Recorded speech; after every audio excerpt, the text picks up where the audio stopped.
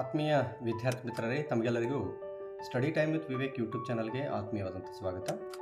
ಮುದ್ದು ವಿದ್ಯಾರ್ಥಿಗಳೇ, ಈ ಹಿಂದಿನ ಸರಣಿಯಲ್ಲಿ ವಿಜ್ಞಾನ ಪಾಠ 1ನೇದ್ದು ರಾಸಾಯನಿಕ ಕ್ರಿಯೆಗಳು ಮತ್ತು ಸಮೀಕರಣಗಳು, ಆಮ್ಲಗಳು, ಪ್ರತ್ಯಾಮ್ಲಗಳು ಮತ್ತು ಲವಣಗಳು ಹಾಗೂ ಜೀವಕ್ರಿಯೆಗಳು ಈ ಪಾಠಗಳ ವಿಜ್ಞಾನ ಸರಣಿಗಳನ್ನು ನಾವು ಹಿಂದಿನ ವಿಡಿಯೋಗಳಲ್ಲಿ ಅಭ್ಯಾಸ ಮಾಡಿದ್ದೇವೆ. ಇವತ್ತಿನ ನಮ್ಮ ವಿಜ್ಞಾನ ಸರಣಿ 4 ಪಾಠದ ಹೆಸರು ನಿಯಂತ್ರಣ ಮತ್ತು ಸಹಭಾಗಿತ್ವ. ಈ ಒಂದು ವಿಜ್ಞಾನ ಸರಣಿ 4ರಲ್ಲಿ ನಿಯಂತ್ರಣ ಮತ್ತು ಸಹಭಾಗಿತ್ವ ಪಾಠದ ಅತಿ ಮುಖ್ಯವಾಗಿರತಕ್ಕಂತಹ ಮತ್ತು ಪ್ರಶ್ನೆಗಳಿಗೆ ಅತಿ ಸರಳ ರೀತಿಯಲ್ಲಿ ಯಾವ ರೀತಿ ಉತ್ತರವನ್ನು ಬರೆಯಬಹುದು ಅನ್ನೋದನ್ನು ಈ ಒಂದು ಪಾಠದ ಸರಣಿಯಲ್ಲಿ ಅಭ್ಯಾಸ ಮಾಡಲಿದ್ದೇವೆ. ಈ ಪ್ರಶ್ನೆಗಳು ವಾರ್ಷಿಕ ಪರೀಕ್ಷೆಗೆ ಆಗಲಿ ಬರ್ತಕ್ಕಂತಹ ಪೂರ್ವಸಿದ್ಧತಾ ಪರೀಕ್ಷೆ 2 ಮತ್ತು 3ರಲ್ಲಿ ಬಹಳಷ್ಟು ಉಪಯೋಗಕಾರಿ ಆಗ್ತವೆ.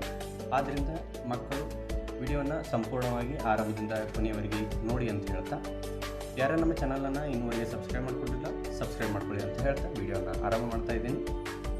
ತಾವಿಲ್ಲಿ ಗಮನಿಸ್ತಾ ಇದ್ದೀರಿ. ಮೊದಲನೇ ಪ್ರಶ್ನೆ, ಪರಾವರ್ತಿತ ಕ್ರಿಯೆಯ ಕೇಂದ್ರ ಯಾವುದು ಅನ್ನುವಂಥದ್ದು. ಪರಾವರ್ತಿತ ಕ್ರಿಯೆಯ ಕೇಂದ್ರ ಮಿದುಳು ಬಳ್ಳಿ. ಮುಂದಿನ ಪ್ರಶ್ನೆ, ನರಕೋಶದಲ್ಲಿ ನರಾವೇಗ ಸಂಚರಿಸುವ ಮಾರ್ಗ ಅನ್ನುವಂಥದ್ದು. ಈ ಪ್ರಶ್ನೆಯನ್ನು ತಾವು ಬಹು ಆಯ್ಕೆಯ ಪ್ರಶ್ನೆಯಲ್ಲಿ ಎಕ್ಸ್ಪೆಕ್ಟ್ ಮಾಡ್ಬೋದು, ಬರುವಂತಹ ಸಾಧ್ಯತೆ ಇರುತ್ತೆ. ಹಾಗಾದರೆ ಒಂದು ನರಕೋಶದಲ್ಲಿ ಒಂದು ನರ ಆವೇಗ ಚಲಿಸಬೇಕಾದ್ರೆ ಯಾವ ಮಾರ್ಗದ ಮೂಲಕ ಆರಂಭವಾಗಿ ಯಾವ ಮಾರ್ಗದ ಮೂಲಕ ಆ ಒಂದು ನರಾವೇಗ ಕೊನೆಗೊಳ್ಳುತ್ತದೆ ಅಂತ ನೋಡಿದಾಗ, ಮೊದಲನೇದಾಗಿ ನರಕೋಶದ ಡೆಂಡ್ರೈಟ್ ತುದಿಗೆ ಬರುತ್ತೆ. ಆ ಡೆಂಡ್ರೈಟ್ ತುದಿಯಿಂದ ಕೋಶಕಾಯಕ್ಕೆ, ಕೋಶಕಾಯದಿಂದ ಆಕ್ಸಾನ್ದಿಂದ ನರ ತುದಿಗೆ ಅದು ಕೊನೆಗೊಳ್ಳುತ್ತದೆ. ಅಂದರೆ ಮುಂದಿನ ನರಕೋಶದ ಡೆಂಡ್ರೈಟ್ಗೆ ಚಲಿಸುವಂತಹ ಕೆಲಸ ನಡೆಯುತ್ತೆ. ಮುಂದಿನ ಪ್ರಶ್ನೆ, ಒಬ್ಬ ವ್ಯಕ್ತಿಯು ಹಾವನ್ನು ನೋಡಿದ ಕೂಡಲೇ ಓಡಲು ಆರಂಭಿಸುತ್ತಾನೆ. ಈ ಸಂದರ್ಭದಲ್ಲಿ ಪರಾವರ್ತಿತ ಆವೇಗವು ಸಾಗುವ ದಾರಿ ಅನ್ನುವಂಥದ್ದು. ಇದು ಪರಾವರ್ತಿತ ಕ್ರಿಯೆಯ ಸಾಗುವ ದಾರಿ ಬಹಳಷ್ಟು ಮುಖ್ಯವಾಗಿರ್ತಕ್ಕಂಥದ್ದು. ಮೊದಲನೇ ಸರಣಿ ಪರೀಕ್ಷೆಯಲ್ಲಿ ಈ ರೀತಿಯ ಒಂದು ಪ್ರಶ್ನೆಯನ್ನು ಕೇಳಲಾಗಿತ್ತು. ಇಲ್ಲಿ ತಾವು ಪ್ರಶ್ನೆಯನ್ನು ಗಮನಿಸ್ತಾ ಇದ್ದೀರಿ. ಒಬ್ಬ ವ್ಯಕ್ತಿ ಹಾವನ್ನು ನೋಡಿದ ಕೂಡಲೇ ಓಡಲು ಆರಂಭಿಸುತ್ತಾನೆ. ಮುಂದಿನ ಪ್ರಶ್ನೆ ಪತ್ರಿಕೆಯಲ್ಲಿ ಇದೇ ಪ್ರಶ್ನೆಯನ್ನು ಬೇರೆ ರೀತಿಯಲ್ಲಿಯೂ ಸಹ ಕೇಳಬಹುದು. ಉದಾಹರಣೆ, ಒಬ್ಬ ವ್ಯಕ್ತಿಯ ಕಾಲಿಗೆ ಮುಳ್ಳು ಚುಚ್ಚಿದಾಗ ಉಂಟಾಗ್ತಕ್ಕಂತಹ ಪರಾವರ್ತಿತ ಆವೇಗವು ಸಾಗುವ ದಾರಿ ಅನ್ನುವಂಥ. ಹಾಗಾದರೆ ಈ ಒಂದು ಪ್ರಶ್ನೆಗೆ ಯಾವ ರೀತಿ ಉತ್ತರವನ್ನು ನೀಡಬಹುದು ಅನ್ನುವಂಥದ್ದನ್ನು ನೋಡೋಣ. ಇಲ್ಲಿ ಪರಾವರ್ತಿತ ಆವೇಗ ಸಾಗ್ತಕ್ಕಂಥ ದಾರಿ ಮೊದಲು ಗ್ರಾಹಕ, ಅಂದರೆ ಮಾಹಿತಿಯನ್ನು ಸ್ವೀಕಾರ ಮಾಡ್ತಕ್ಕಂಥದ್ದು. ಅಲ್ಲಿಂದ ಅದು ಜ್ಞಾನವಾಹಿ ನರಕೋಶದ ಮೂಲಕ ಮಿದುಳು ಬಳ್ಳಿಗೆ ಹೋಗುತ್ತೆ. ಮಿದುಳು ಬಳ್ಳಿಯಿಂದ ಸಂಬಂಧ ಕಲ್ಪಿಸ್ತಕ್ಕಂತಹ ನರಕೋಶಕ್ಕೆ, ಸಂಬಂಧ ಕಲ್ಪಿಸತಕ್ಕಂತಹ ನರಕೋಶದಿಂದ ಕ್ರಿಯಾವಾಹಿ ನರಕೋಶ, ಆಮೇಲೆ ಕೆಲಸ ಮಾಡ್ತಕ್ಕಂತಹ ಸ್ನಾಯುಗಳು ಅಥವಾ ಕಾರ್ಯನಿರ್ವಾಹಕ ಅಂತೇಳಿ ನಾವು ಕರಿತೀವಿ. ಈ ರೀತಿಯಾಗಿ ಪರಾವರ್ತಿತ ಆವೇಗ ಸಾಗ್ತದೆ ಅಂತನ್ನುವಂಥದ್ದು. ಮುಂದಿನ ಪ್ರಶ್ನೆ, ಪರಾವರ್ತಿತ ಕ್ರಿಯೆ ಎಂದರೇನು? ಉದಾಹರಣೆ ಕೊಡಿ ಅನ್ನುವಂಥದ್ದು. ಪರಿಸರದ ಪ್ರಚೋದನೆಗೆ ಹಠಾತ್ ಉಂಟಾಗುವ ಪ್ರತಿಕ್ರಿಯೆ, ಇದಕ್ಕೆ ನಾವೇಂತೀವಿ ಪರಾವರ್ತಿತ ಕ್ರಿಯೆ ಅಂತ ಹೇಳಿ ಕರಿತೀವಿ. ಬಹಳ ಸರಳವಾಗಿರ್ತಕ್ಕಂತಹ ಉತ್ತರವನ್ನು ನೀಡಿದ್ದೀನಿ. ಪರಿಸರದ ಪ್ರಚೋದನೆಗೆ ಹಠಾತ್ತಾಗಿ, ಅಂದರೆ ಎಕ್ದಮ್ ಫಾಸ್ಟಾಗಿ ನಡೀತಕ್ಕಂತಹ ಒಂದು ಪ್ರತಿಕ್ರಿಯೆ. ಇದಕ್ಕೆ ಉದಾಹರಣೆಯನ್ನು ನೋಡಿದಾಗ, ಕಾಲಿಗೆ ಮುಳ್ಳು ಚುಚ್ಚಿದಾಗ ನಾವು ಹಠಾತ್ತಾಗಿ ಏನು ಮಾಡ್ತೀವಿ, ಕಾಲನ್ನು ಮೇಲೆ ಕೆಳೆದುಕೊಳ್ಳುತ್ತೇವೆ. ಇದು ಪರಾವರ್ತಿತ ಕ್ರಿಯೆಗೆ ಒಂದು ಉದಾಹರಣೆ. ಮುಂದಿನ ಪ್ರಶ್ನೆ, ಥೈರಾಕ್ಸಿನ್ ಹಾರ್ಮೋನ್ ಉತ್ಪಾದನೆಗೆ ಅಗತ್ಯವಾದ ಖನಿಜ ಯಾವುದು ಅನ್ನುವಂಥದ್ದು. ಸರಿಯಾದ ಉತ್ತರ ಅಯೋಡಿನ್ ಅನ್ನುವಂಥದ್ದು. ಮುಂದಿನ ಪ್ರಶ್ನೆ, ನಡಿಗೆ ಹಾಗೂ ಪರಾವರ್ತಿತ ಕ್ರಿಯೆಗಳ ನಡುವಿನ ವ್ಯತ್ಯಾಸವೇನು? ಪರೀಕ್ಷೆಯಲ್ಲಿ ವ್ಯತ್ಯಾಸಗಳನ್ನು ಕೇಳುವಂಥ ಸಂದರ್ಭ ಇರುತ್ತೆ. ಆ ವ್ಯತ್ಯಾಸಗಳಲ್ಲಿ ಈ ಪಾಠದಲ್ಲಿ ನಡಿಗೆ ಮತ್ತು ಪರಾವರ್ತಿತ ಕ್ರಿಯೆಗಳ ನಡುವಿನ ವ್ಯತ್ಯಾಸವನ್ನು ಕೇಳಬಹುದು. ನಡಿಗೆ ಅನ್ನುವಂಥದ್ದು ಐಚ್ಛಿಕ ಕ್ರಿಯೆ, ನಾವು ಇಚ್ಛೆಗೆ ಒಳಪಟ್ಟರೆ ಮಾತ್ರ ನಾವು ನಡಿತೀವಿ. ಇನ್ನು ಪರಾವರ್ತಿತ ಕ್ರಿಯೆ ಅನ್ನುವಂಥದ್ದು ಅನೈಚ್ಛಿಕವಾಗಿರ್ತಕ್ಕಂಥ ಕ್ರಿಯೆ, ಅಂದರೆ ಇದು ನಮ್ಮ ಇಚ್ಛೆಗೆ ಒಳಪಟ್ಟಿರುವುದಿಲ್ಲ. ನಮ್ಮ ಮುಳ್ಳನ್ನು ಚುಚ್ಚಿದಾಗ ನಮಗೆ ಇಚ್ಛೆಗೆ ಒಳಪಡದೆಯೇ ನಾವೇನು ಮಾಡ್ತೀವಿ, ಕಾಲನ್ನು ಹಿಂದಕ್ಕೆ ಎಳೆದುಕೊಳ್ಳುತ್ತೇವೆ ಅನ್ನುವಂಥದ್ದು. ಮುಂದಿನ ವ್ಯತ್ಯಾಸ, ನಡಿಗೆ ಅನ್ನುವಂಥದ್ದು ಮಿದುಳಿನಿಂದ ನಿಯಂತ್ರಿಸಲ್ಪಡುತ್ತದೆ. ಪರಾವರ್ತಿತ ಕ್ರಿಯೆ ಅನ್ನುವಂಥದ್ದು ಮಿದುಳು ಬಳ್ಳಿಯಿಂದ ನಿಯಂತ್ರಿಸಲ್ಪಡುತ್ತದೆ. ಭಾಳ ಸರಳವಾಗಿರ್ತಕ್ಕಂಥ ವ್ಯತ್ಯಾಸಗಳು. ಮುಂದಿನ ಪ್ರಶ್ನೆ, ನರವ್ಯೂಹ ವ್ಯವಸ್ಥೆ ಮತ್ತು ಹಾರ್ಮೋನ್ಗಳ ಕಾರ್ಯವಿಧಾನಗಳ ನಡುವಿನ ವ್ಯತ್ಯಾಸ ತಿಳಿಸಿ ಅನ್ನುವಂಥದ್ದು. ಇದು ಸಹ ಬಹಳಷ್ಟು ಮುಖ್ಯವಾಗಿರ್ತಕ್ಕಂಥದ್ದು. 1 ಅಥವಾ 2 ಅಂಕಗಳಿಗೆ ಪರೀಕ್ಷೆಯಲ್ಲಿ ಕೇಳುವಂಥ ಸಾಧ್ಯತೆ ಇರುತ್ತೆ. ನರವ್ಯೂಹ ವ್ಯವಸ್ಥೆಗೂ ಮತ್ತು ಹಾರ್ಮೋನ್ಗಳ ಕಾರ್ಯವಿಧಾನಕ್ಕೂ ಇರುವ ವ್ಯತ್ಯಾಸ. ವಿದ್ಯುತ್ ಆವೇಗಗಳಿಂದ ಇಲ್ಲಿ ಕೆಲಸ ನಡೆಯುತ್ತದೆ. ಹಾರ್ಮೋನ್ ಕಾರ್ಯವಿಧಾನ ಹೇಗೆ ಅಂತಂದರೆ ರಾಸಾಯನಿಕಗಳಿಂದ ಇದಕ್ಕೆ ಕೆಲಸ ನಡೆಯುತ್ತೆ. ನೋಡಿರಿ, ನರವ್ಯೂಹ ವ್ಯವಸ್ಥೆ ಏನೈತೆ ವಿದ್ಯುತ್ ಆವೇಗಗಳಿಂದ ನಡೆದರೆ ಹಾರ್ಮೋನ್ ರಾಸಾಯನಿಕಗಳಿಂದ ನಡೆಯುತ್ತದೆ. ನರವ್ಯೂಹ ವ್ಯವಸ್ಥೆ ಸಂಪರ್ಕ ಹೊಂದಿರುವ ಜೀವಕೋಶಗಳಿಗೆ ಮಾಹಿತಿ ಹೋಗುತ್ತದೆ. ಹೌದಾ? ಆಮೇಲೆ ಹಾರ್ಮೋನ್ಗಳ ಕಾರ್ಯವಿಧಾನದಲ್ಲಿ ಪ್ರತಿ ಜೀವಕೋಶವನ್ನು ಸಹ ಇದು ತಲುಪುತ್ತದೆ ಅನ್ನುವಂಥದ್ದು. ಮುಂದಿನ ಒಂದು ಪ್ರಶ್ನೆ, ಓಟಕ್ಕೆ ತಯಾರಾಗುವ ಕ್ರೀಡಾಪಟುವಿಗೆ ಅಡ್ರಿನಲ್ ಹೇಗೆ ಸಹಾಯ ಮಾಡುತ್ತದೆ ಅನ್ನುವಂಥದ್ದು. ಓಟಕ್ಕೆ ಆಗಲಿ ಅಥವಾ ಯಾವುದೇ ಭಯದ ಸಂದರ್ಭ ಆಗಲಿ, ಆಂಗ್ಸೈಟಿ ಅಂತ ಹೇಳ್ತೀವಿ, ಅಥವಾ ಅತಿ ವೇಗವಾಗಿ ಏನಾದರೂ ರೆಸ್ಪಾನ್ಸ್ ಮಾಡಬೇಕಾದಂಥ ಸಂದರ್ಭದಲ್ಲಿ ನಮ್ಮ ದೇಹ ಯಾವ ರೀತಿಯಾಗಿ ಅದಕ್ಕೆ ಸಜ್ಜುಗೊಳ್ಳುತ್ತೆ ಮತ್ತು ಅಡ್ರಿನಲ್ ಗ್ರಂಥಿ ಯಾವ ರೀತಿಯಾಗಿ ಸಹಾಯ ಮಾಡುತ್ತೆ ಅನ್ನುವಂಥದ್ದನ್ನು ನಾವಿಲ್ಲಿ ನೋಡಬಹುದು. ಓಟಕ್ಕೆ ತಯಾರಾಗಲು ಕ್ರೀಡಾಪಟುವಿಗೆ ಅಡ್ರಿನಲ್ ಹೇಗೆ ಸಹಾಯ ಮಾಡುತ್ತದೆ ಅಂತಂದರೆ, ಮೊದಲದ್ದು ಹೃದಯದ ಬಡಿತ ಏನಾಗುತ್ತೆ, ಹೆಚ್ಚಾಗುತ್ತೆ. ಆಮೇಲೆ ಉಸಿರಾಟದ ವೇಗವೂ ಸಹ ಹೆಚ್ಚಾಗುತ್ತೆ. ಉಸಿರಾಟದ ವೇಗ ಹೆಚ್ಚಾದಂತೆ ಏನಾಗುತ್ತೆ, ಆಕ್ಸಿಜನ್ ಪೂರೈಕೆ ಬಾಡಿಗೆ ಚೆನ್ನಾಗಿ ಆಗುತ್ತೆ. ಸೊ ಆಕ್ಸಿಜನ್ ಪೂರೈಕೆ ಆದ ನಂತರ ಕಾಲಿಗೆ ಏನಾಗುತ್ತೆ, ರಕ್ತ ಸಂಚಾರ ಆಗಿ ಸೊ ಓಟಕ್ಕೆ ಕ್ರೀಡಾಪಟು ಏನಾಗುತ್ತಾನೆ, ಸಜ್ಜಾಗುತ್ತಾನೆ ಅನ್ನುವಂಥದ್ದು ಬಹಳಷ್ಟು ಇಂಪಾರ್ಟೆಂಟ್ ಆಗಿರ್ತಕ್ಕಂಥದ್ದು.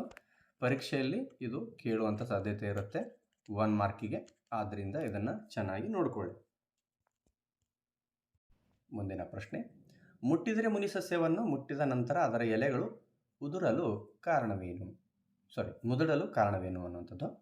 ಸೊ ಮುಟ್ಟಿದರೆ ಮುನಿ ಸಸ್ಯದಲ್ಲಿ ಏನಾಗುತ್ತೆ, ಎಲೆಗಳ ಜೀವಕೋಶಗಳಲ್ಲಿರುವ ನೀರಿನ ಪ್ರಮಾಣ ಬದಲಾಯಿಸಿ, ಆಕಾರ ಬದಲಾಯಿಸಿ ನೀರಿನ ಪ್ರಮಾಣ ಕಡಿಮೆಯಾಗಿ ಎಲೆಗಳು ಏನಾಗುತ್ತೆ, ಮುದುಡುತ್ತವೆ ಅನ್ನುವಂಥದ್ದು ಬಹಳಷ್ಟು ಮುಖ್ಯವಾಗಿರ್ತಕ್ಕಂಥದ್ದು. ಈ ಒಂದು ಮುಟ್ಟಿದರೆ ಮುನಿ ಸಸ್ಯದ ಪ್ರಶ್ನೆಯನ್ನು ಬಹಳ ಸಾರಿ ಎಕ್ಸಾಮ್ದಲ್ಲಿ ಕೇಳಲಾಗಿದೆ. ಆದ್ದರಿಂದ ಇದನ್ನು ಸರಿಯಾಗಿ ನೋಡ್ಕೊಳ್ಬೇಕು. ಮುಂದಿನ ಪ್ರಶ್ನೆ, ಕೇಂದ್ರ ಮತ್ತು ಪರಿಧಿ ನರವ್ಯೂಹಗಳ ನಡುವಿನ ವ್ಯತ್ಯಾಸ ತಿಳಿಸಿ ಅನ್ನುವಂಥದ್ದು.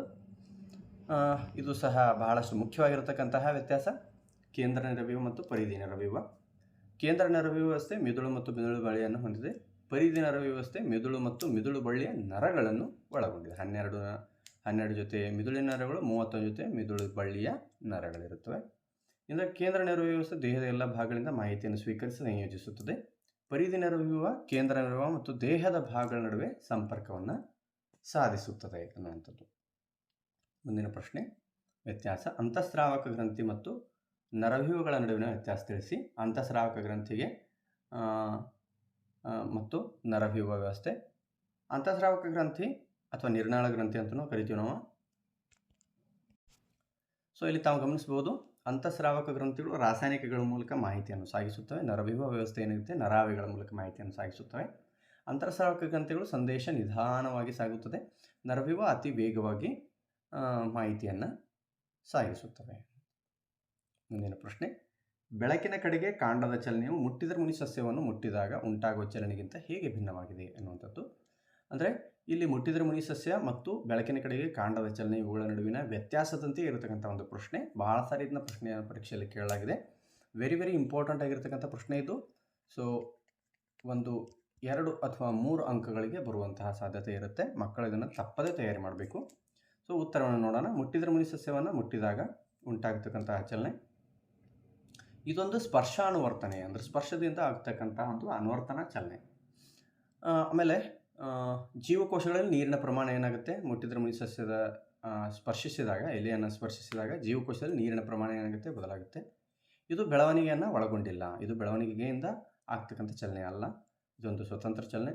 ಇದು ವೇಗವಾಗಿ ಸಂಭವಿಸುತ್ತದೆ ಅನ್ನುವಂಥದ್ದು. ಇನ್ನು ಅದೇ ರೀತಿಯಾಗಿ ಬೆಳಕಿನ ಕಡೆಗೆ ಕಾಂಡದ ಚಲನೆ, ಇದು ದ್ಯುತಿ ಅನುವರ್ತನೆ, ಅಂದರೆ ಬೆಳಕಿನ ಕಾರಣದಿಂದ ಉಂಟಾಗ್ತಕ್ಕಂತಹ ಒಂದು ಚಲನೆ. ಆಕ್ಸಿನ್ ಹಾರ್ಮೋನ್ ಉತ್ಪಾದನೆ ಪ್ರಮಾಣವನ್ನು ಇದು ಅವಲಂಬಿಸಿದೆ. ಆಮೇಲೆ ಬೆಳವಣಿಗೆಯನ್ನು ಇದು ಒಳಗೊಂಡಿದೆ. ಇದು ನಿಧಾನವಾಗಿ ನಡೆಯುವಂಥ ಕ್ರಿಯೆಯಾಗಿದೆ. ಸೊ ಈ ರೀತಿ ಪ್ರಶ್ನೆ ಬಹಳ ಸಾರಿ ಪರೀಕ್ಷೆಯಲ್ಲಿ ಕೇಳಲಾಗಿದೆ. ಪರೀಕ್ಷೆಯಲ್ಲಿ ವ್ಯತ್ಯಾಸವನ್ನು ಸಹ ಕೇಳಬಹುದು. ಮುಟ್ಟಿದರೆ ಮುನಿ ಸಸ್ಯದ ಏನು ಎಲೆಗಳ ಚಲನೆ ಮತ್ತು ಬಳ್ಳಿಯ ಕುಡಿಗಳು ಆಧಾರ ಸ್ತಂಭದ ಕಡೆಗೆ ಉಂಟಾಗುವಂಥ ಚಲನೆಗಳ ನಡುವಿನ ವ್ಯತ್ಯಾಸ ಅಂತ ಕೇಳಿದಾಗ ಅವಾಗಲೂ ಸಹ ಇದೇ ಉತ್ತರವನ್ನು ತಾವು ಬರೀಬಹುದು.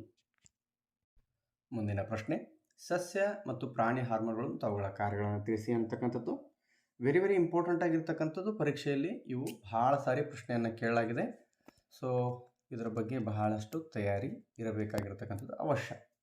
ಅಂದರೆ ಸಸ್ಯ ಹಾರ್ಮೋನ್ಗಳು ಯಾವ್ಯಾವ, ಅವುಗಳ ಕಾರ್ಯಗಳೇನು, ಪ್ರಾಣಿ ಹಾರ್ಮೋನ್ಗಳಿವೆ ಮತ್ತು ಅವುಗಳ ಕಾರ್ಯಗಳನ್ನು, ಯಾವ್ಯಾವ ಗ್ರಂಥಿಗಳಿಂದ ಉತ್ಪಾದಿಸಲ್ಪಡುತ್ತವೆ, ಇವೆಲ್ಲಗಳು ಇಂಪಾರ್ಟೆಂಟ್. ಸೊ ಹಾಗಾದರೆ ನಾವು ನೋಡ್ತಾ ಹೋಗೋಣ. ಬಹಳಷ್ಟು ಮುಖ್ಯವಾಗಿರ್ತಕ್ಕಂಥದ್ದು ಸಸ್ಯ ಹಾರ್ಮೋನ್ಗಳಲ್ಲಿ ಮೊದಲು ಬರುತ್ತೆ ಆಕ್ಸಿನ್ ಹಾರ್ಮೋನ್. ಇದರ ಕಾರ್ಯ ಏನು ಅಂತಂದರೆ ಸಸ್ಯದ ಮೊಗ್ಗಿನ ತುದಿ ಮತ್ತು ಬೇರಿನ ತುದಿಗಳಲ್ಲಿ ಕಂಡುಬರುತ್ತದೆ. ಸಸ್ಯಗಳ ಉದ್ದ ಬೆಳೆಯಲು ಪ್ರಚೋದನೆಯನ್ನು ನೀಡುತ್ತದೆ ಅನ್ನುವಂಥದ್ದು. ಆಮೇಲೆ ಜಿಬ್ಬರ್ಲಿನ್ ಕಾಂಡದ ಬೆಳವಣಿಗೆಗೆ ಸಹಾಯವಾಗುತ್ತದೆ. ಸೈಟೋಕೈನಿನ್ ಕೋಶ ವಿಭಜನೆಯನ್ನು ಉತ್ತೇಜಿಸುತ್ತವೆ. ಹಣ್ಣು ಮತ್ತು ಬೀಜಗಳಿಂದ ತೀವ್ರ ಕೋಶ ವಿಭಜನೆಗೆ ಒಳಪಡುವ ಪ್ರದೇಶಗಳಲ್ಲಿ ಇವು ಕಂಡುಬರುತ್ತವೆ ಅನ್ನುವಂಥದ್ದು. ಇನ್ನು ಆಬ್ಸಿಸಿಕ್ ಆಮ್ಲ ಬೆಳವಣಿಗೆ ಕುಂಠಿತಗೊಳಿಸುವಂತಹ ಹಾರ್ಮೋನ್. ಕೆಲವೊಂದು ಸಾರಿ ಪ್ರಶ್ನೆಗಳನ್ನು ನೇರವಾಗಿ ಕೇಳದೇ ಇದ್ದರೂ ಸಹ ಕೆಲವೊಂದು ರೀತಿಯ ಅನ್ವಯಿಕ ರೀತಿಯ ಪ್ರಶ್ನೆಗಳನ್ನು ಕೇಳುವಂತಹ ಸಾಧ್ಯತೆ ಇರುತ್ತೆ. ಅದರ ಬಗ್ಗೆ ಸ್ವಲ್ಪ ಗಮನ ಹರಿಸಬೇಕು. ಬಹಳಷ್ಟು ಹಳೆಯ ಪ್ರಶ್ನೆ ಪತ್ರಿಕೆಗಳೇನಿರುತ್ತೆ ಅವುಗಳನ್ನು ಗಮನಿಸಿದಾಗ ನಿಮಗೆ ಯಾವ ರೀತಿ ಪ್ರಶ್ನೆಯನ್ನು ಕೇಳ್ಬೋದು ಅನ್ನುವಂಥದ್ದು ಗೊತ್ತಾಗುತ್ತೆ. ಸೊ ಇನ್ನೊಂದು ಸಾರಿ ಅದನ್ನು ನೋಡೋಣ. ಸಸ್ಯ ಹಾರ್ಮೋನ್ ಏನಿದೆ ಆಕ್ಸಿನ್, ಇದು ಸಸ್ಯದ ಬೇರಿನ ತುದಿ ಮತ್ತು ಕಾಂಡದ ತುದಿ ಇವುಗಳಲ್ಲಿ ಸಸ್ಯದ ಉದ್ದವನ್ನು ಹೆಚ್ಚು ಮಾಡಲಿಕ್ಕೆ ಇವು ಸಹಾಯ ಮಾಡುತ್ತೆ. ಜಿಬ್ಬರ್ಲಿನ್ ಕಾಂಡದ ಬೆಳವಣಿಗೆಗೆ ಸಹಾಯ ಮಾಡಿದ್ರೆ ಸೈಟೋಕೈನಿನ್ ಕೋಶ ವಿಭಜನೆಯನ್ನು ಉತ್ತೇಜಿಸುತ್ತದೆ. ಆಬ್ಸಿಸಿಕ್ ಆಮ್ಲ ಏನಿದೆ ಇದು ಬೆಳವಣಿಗೆಯನ್ನು ಕುಂಠಿತಗೊಳಿಸ್ತಕ್ಕಂಥ ಹಾರ್ಮೋನ್ ಆಗಿದೆ. ಸೊ ಮುಂದಿನ ಒಂದು ಅಂಶ ಪ್ರಾಣಿ ಹಾರ್ಮೋನ್ಗಳು ಮತ್ತು ಅವುಗಳ ಕಾರ್ಯಗಳು. ಇಲ್ಲಿ ತಾವು ಗಮನಿಸಬಹುದು. ಮೊದಲನೇದು ಹಾರ್ಮೋನು ಬೆಳವಣಿಗೆ ಹಾರ್ಮೋನ್. ಇದು ಪಿಟ್ಯೂಟರಿ ಗ್ರಂಥಿಯಿಂದ ಉತ್ಪಾದಿಸಲ್ಪಡುತ್ತದೆ. ಇದರ ಕಾರ್ಯ ಎಲ್ಲ ಅಂಗಗಳಲ್ಲಿ ಬೆಳವಣಿಗೆಯನ್ನು ಪ್ರಚೋದಿಸತಕ್ಕಂಥದ್ದು ಅನ್ನುವಂಥದ್ದು. ಮುಂದಿನ ಒಂದು ಹಾರ್ಮೋನು ಥೈರೋಕ್ಸಿನ್ ಹಾರ್ಮೋನ್. ಈ ಗ್ರಂಥಿ ಥೈರಾಯ್ಡ್ ಗ್ರಂಥಿ. ಇದರ ಕಾರ್ಯಗಳು ದೇಹದ ಬೆಳವಣಿಗೆಗಾಗಿ ಚಯಾಪಚಯ ಕ್ರಿಯೆಯ ವೇಗವನ್ನು ನಿಯಂತ್ರಿಸತಕ್ಕಂಥದ್ದು. ಬಹಳಷ್ಟು ಮುಖ್ಯವಾಗಿರತಕ್ಕಂಥ ದೇಹದ ಬೆಳವಣಿಗೆಗಾಗಿ ಚಯಾಪಚಯ ಕ್ರಿಯೆಯ ವೇಗವನ್ನು ಇದೇನು ಮಾಡ್ತದೆ, ನಿಯಂತ್ರಣ ಮಾಡುತ್ತದೆ. ಕೆಟಬಾಲಿಸಮ್ ಮತ್ತು ಅನಬಾಲಿಸಮ್ ಅಂತ ಹೇಳಿ ಕರಿತೀವಿ. ಆ ಎರಡೂ ಕ್ರಿಯೆಗಳನ್ನು ಈ ಒಂದು ಥೈರಾಯ್ಡ್ ಗ್ರಂಥಿ ಅದರಿಂದ ಉತ್ಪತ್ತಿ ಆಗ್ತಕ್ಕಂಥ ಥೈರಾಕ್ಸಿನ್ ನಿಯಂತ್ರಿಸುತ್ತದೆ. ಇನ್ನು ನೆಕ್ಸ್ಟ್ ಬರ್ತದೆ ಹಾರ್ಮೋನು ಇನ್ಸುಲಿನ್. ಇದು ಮೇದೋಜರಿಕ ಗ್ರಂಥಿಯಿಂದ ಉತ್ಪಾದಿಸಲ್ಪಡ್ತಕ್ಕಂತಹ ಹಾರ್ಮೋನು. ಇದು ರಕ್ತದಲ್ಲಿನ ಸಕ್ಕರೆಯ ಮಟ್ಟವನ್ನು ಏನು ಮಾಡುತ್ತೆ, ನಿಯಂತ್ರಿಸುತ್ತದೆ. ಮುಂದಿನ ಹಾರ್ಮೋನ್ ಟೆಸ್ಟೋಸ್ಟಿರಾನ್. ಪುರುಷರಲ್ಲಿ ಅದರ ವೃಷಣಗಳಲ್ಲಿ ಉತ್ಪತ್ತಿ ಆಗತಕ್ಕಂತಹ ಹಾರ್ಮೋನ್ ಇದು. ಇದು ಗಂಡು ಸಂತಾನೋತ್ಪತ್ತಿಯ ಅಂಗಗಳ ಬೆಳವಣಿಗೆಗೆ ಮತ್ತು ಲಕ್ಷಣಗಳನ್ನು ನಿಯಂತ್ರಿಸಲಿಕ್ಕೆ ಸಹಾಯ ಮಾಡ್ತಕ್ಕಂಥ ಒಂದು ಹಾರ್ಮೋನ್ ಟೆಸ್ಟೋಸ್ಟಿರಾನ್. ಮುಂದಿನದಾಗಿ ಬರುತ್ತೆ ಈಸ್ಟ್ರೋಜನ್. ಇದು ಅಂಡಾಶಯಗಳು ಉತ್ಪತ್ತಿ ಮಾಡ್ತಕ್ಕಂಥ ಒಂದು ಹಾರ್ಮೋನು. ಹೆಣ್ಣು ಸಂತಾನೋತ್ಪತ್ತಿ ಅಂಗಗಳ ಬೆಳವಣಿಗೆ ಮತ್ತು ಋತುಚಕ್ರದ ನಿಯಂತ್ರಣದಲ್ಲಿ ಇದು ಸಹಾಯ ಮಾಡುತ್ತೆ. ಇನ್ನು ಅಡ್ರಿನಾಲಿನ್ ಅಂತಕ್ಕಂತಹ ಹಾರ್ಮೋನ್ ಅಡ್ರಿನಲ್ ಗ್ರಂಥಿಯಿಂದ ಉತ್ಪಾದಿಸಲ್ಪಡುತ್ತದೆ. ಇದು ಭಯ, ಕೋಪ, ಒತ್ತಡ, ಪ್ರಾಣಿಯ ದೇಹದ ತುರ್ತು ಪರಿಸ್ಥಿತಿಗೆ ಏನು ಸಜ್ಜಾಗುವಂತೆ ಅಥವಾ ಅದನ್ನು ಎದುರಿಸಲಿಕ್ಕೆ ಸಜ್ಜಾಗುವಂತೆ, ಸ್ಥಿರವಾಗುವಂತೆ ಇದು ಏನು ಮಾಡುತ್ತೆ, ಅಡ್ರಿನಲ್ ಗ್ರಂಥಿ ಅದರಿಂದ ಬಿಡುಗಡೆತಕ್ಕಂಥ ಅಡ್ರಿನಲ್ ಹಾರ್ಮೋನ್ ಸಹಾಯ ಮಾಡುತ್ತೆ. ಇನ್ನು ಮುಂದಿನದಾಗಿ ಬರುತ್ತೆ ಕೊನೆಯದಾಗಿ ಬಿಡುಗಡೆಯನ್ನು ಪ್ರಚೋದಿಸುವ ಹಾರ್ಮೋನು. ಇದು ಸಹ ಪಿಟ್ಯೂಟರಿ ಗ್ರಂಥಿಯಿಂದ ನಿಯಂತ್ರಿಸಲ್ಪಡುತ್ತದೆ. ಪಿಟ್ಯೂಟರಿ ಗ್ರಂಥಿಯ ಹಾರ್ಮೋನ್ಗಳನ್ನು ಬಿಡುಗಡೆಗೊಳಿಸಲು ಇದು ಏನು ಮಾಡುತ್ತೆ, ಪ್ರಚೋದನೆಯನ್ನು ನೀಡುತ್ತದೆ. ಸೊ ಮುದ್ದು ವಿದ್ಯಾರ್ಥಿಗಳಿಗೆ ಇಲ್ಲಿಯವರೆಗೆ ನಾವು ನಿಯಂತ್ರಣ ಮತ್ತು ಸಹಭಾಗಿತ್ವ ಪಾಠಕ್ಕೆ ಸಂಬಂಧಿಸಿದಂತೆ ಪೂರ್ವಸಿದ್ಧತಾ ಪರೀಕ್ಷೆ 2 ಮತ್ತು 3 ಹಾಗೂ ವಾರ್ಷಿಕ ಪರೀಕ್ಷೆಯಲ್ಲಿ ಈ ಪಾಠದಲ್ಲಿ ಕೇಳಬಹುದಾಗಿರ್ತಕ್ಕಂತಹ ಪ್ರಶ್ನೆಗಳು ಯಾವುವು ಮತ್ತು ಅವುಗಳಿಗೆ ಯಾವ ರೀತಿಯಾಗಿ ಸರಳವಾಗಿ ನಾವು ಪರೀಕ್ಷೆಗೆ ತಯಾರಿ ಮಾಡಿಕೊಳ್ಬಹುದು ಅನ್ನೋದನ್ನು ಅತಿ ಸರಳವಾಗಿ ನಾವು ನೋಡಿದ್ದೀವಿ. ಸೊ ಇದೇ ರೀತಿಯ ವಿಡಿಯೋಗಳಿಗಾಗಿ ನೀವು ನಮ್ಮ ಚಾನಲನ್ನು ಲೈಕ್ ಮಾಡಿ, ಶೇರ್ ಮಾಡಿ ಮತ್ತು ಸಬ್ಸ್ಕ್ರೈಬ್ ಮಾಡಿ ಅಂತ ಹೇಳ್ತಾ ವಿಡಿಯೋವನ್ನು ಇಲ್ಲಿಗೆ ಮುಕ್ತಾಯ ಮಾಡ್ತಿದ್ದೀನಿ. ಮತ್ತೆ ನೀವು ಮುಂದಿನ ವಿಜ್ಞಾನ ಸರಣಿ 5ರಲ್ಲಿ ಮುಂದಿನ ವಿಡಿಯೋದೊಂದಿಗೆ ನೀವು ಭೇಟಿಯಾಗೋಣ. ಅಲ್ಲಿವರೆಗೂ ಟೇಕ್ ಕೇರ್, ಬಾಯ್ ಬಾಯ್.